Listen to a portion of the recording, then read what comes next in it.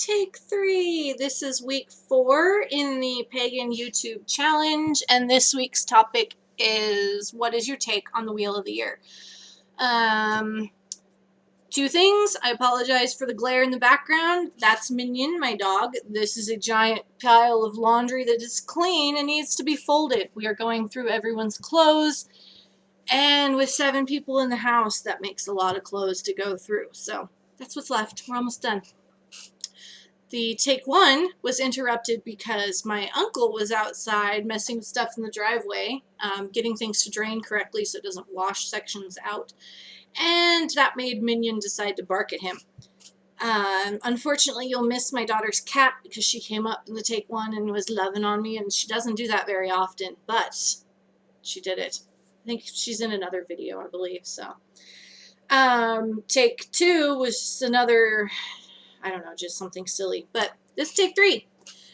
And the Wheel of the Year. To put it simply, do quite enjoy the Wheel of the Year. I feel that it spaces things nicely and gives good celebrations with enough break in between.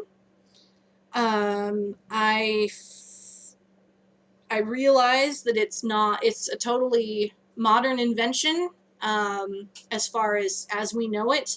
There were generally celebrations and stuff held around those same times, but no cohesive 8 Sabbath Wheel of the Year as we know it. It's kind of an amalgamation of various cultures. You've got a little bit of Celtic, a little bit of Norse, a little bit of Greco-Roman, all mixed in together. However, when I went through a crisis of labels, which happens every so often, I thought about this a long time because I was sort of looking into other paths, and that was kind of a hiccup for me. Is I didn't want to change how I already viewed the year. I liked the Wheel of the Year. I liked that. And sort of with circle castings too. I don't always cast a circle, but sometimes it's a great help to shift that mindset from the mundane into the magical, or doing, from your regular everyday life into doing your rituals and such. So I feel like the Wheel of the Year is one of those things that I hold pretty close.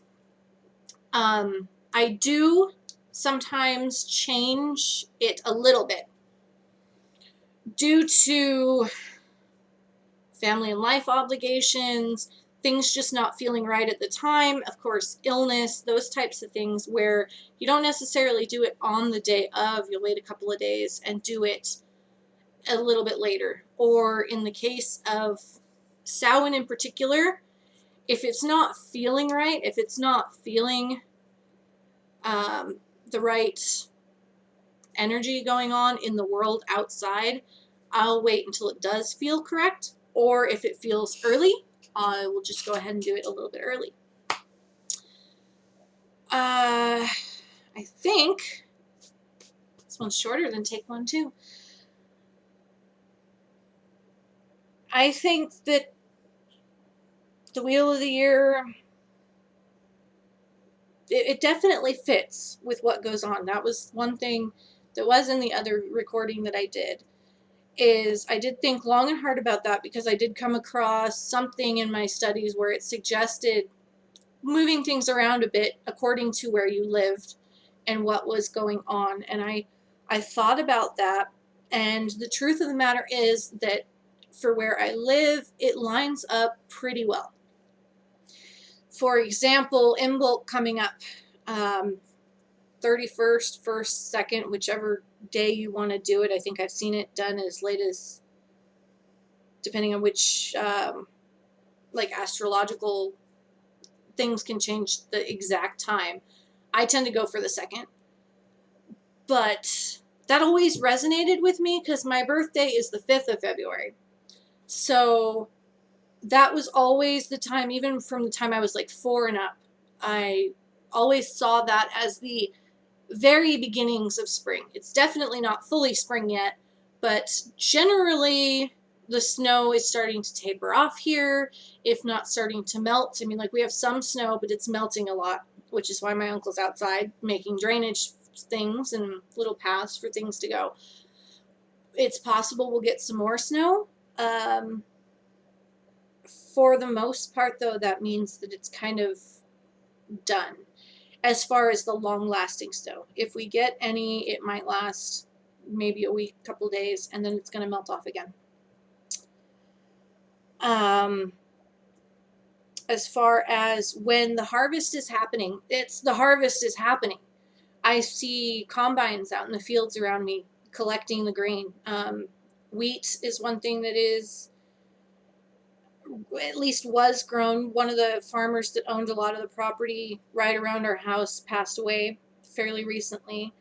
We have, the Hutterites are local to us. They're kind of like what I call high-tech Amish, because they are a farming community. It is done in that kind of commune style. They dress in a very specific type of clothing. I believe they are an offshoots off the Mennonites.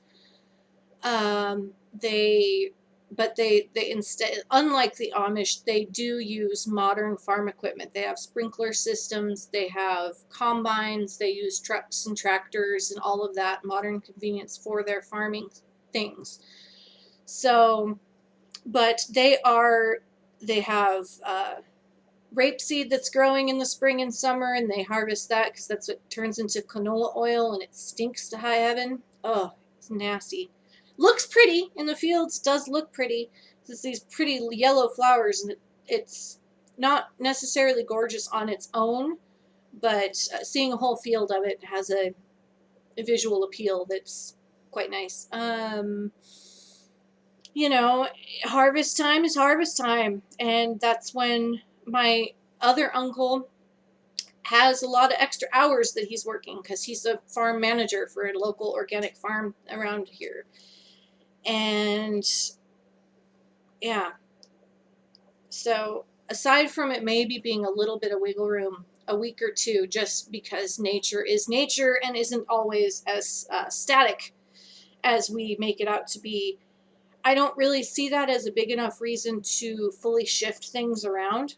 At most, it's going to make me, not pay attention to the exact date that the book says, but it's always still really close. So therefore that by the book definitely works for me. Now I don't see it as if you don't celebrate them, like the world's going to end or the seasons are not going to change. Although that is a fun concept at Yule. It's a fun concept at Yule. We listened to a little radio bit by the Northern Shaman. It's called The True Story of Yule, or The Real Story of Yule, or something. I worked that into my Yule ritual for 2015. And he says, in there that they remember a time when the sun didn't rise. And so it talks about the symbolism in there of what the Yule fire is, and reminding the sun that, hey, you have to be born. It's the start of a new beginning. It's very interesting. I highly suggest you take a listen. But yeah, Wheel of the Year, my take on it. I like it. I know it's modern. Doesn't change the fact that I like it. Even a lot of the celebrations and stuff that are done, the maypole, I think the farthest back they can actually trace that was like the Middle Ages. But things don't have to be antiquated to be true. They don't have to be this long lineage line of stuff that, well, this is the way we've always done it. New traditions can be just as awesome as old traditions. I think it's best when you get a mix of the two, which is probably also a reason of why I like the idea of the Wheel of the Year so much, because it is sort of a mixing of ideas that happen around the world at different time frames, and it kind of gives a nice, neat little package. I realize that's not everybody's favorite, but it definitely works for me. And so